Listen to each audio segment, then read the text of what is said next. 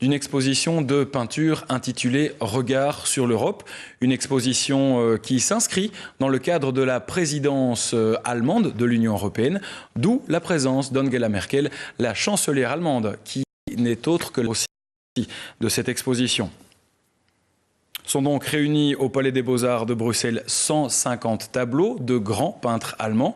Je vous propose une petite visite guidée des lieux avec Pierre Istas.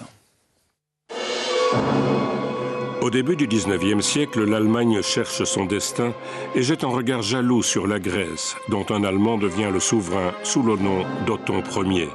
L'Allemagne n'existe pas encore. Elle envie les Belges qui, après 1830, se sont lancés dans la peinture historique pour justifier leur existence.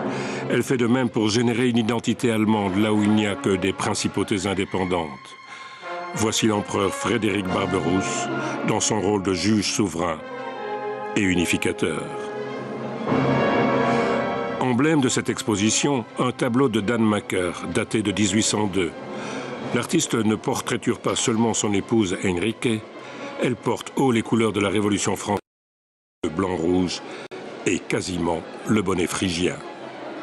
C'est l'Allemagne du Sud, mais dans les couleurs de la Révolution française.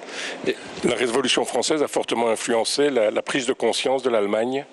Oui, bien sûr, mais alors ce sont des idées totalement nouvelles, des choses qui étaient toujours... Alors, les artistes étaient toujours très ouverts pour ces idées, et c'était déjà l'avenir, déjà le futur qu'on peut voir dans cette peinture.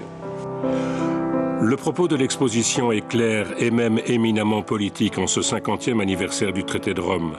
C'est que dès le 19e siècle, l'Allemagne se cherche une identité européenne en puisant à toutes les sources du continent. L'Italie, bien sûr, avec ce chef-d'œuvre symboliste d'Arnold Böcklin, L'île des morts, et l'Angleterre qui impose un certain style aux peintres de cour princière à Darmstadt ou ailleurs. Et même la Hollande qui séduisit les peintres allemands autour de 1900. L'Allemagne, fascinée par l'Europe, c'est au Palais des Beaux-Arts de Bruxelles jusqu'au 20 mai. En sport, il y a quelques jours, l'arrêt MeToo faisait l'effet d'une bombe.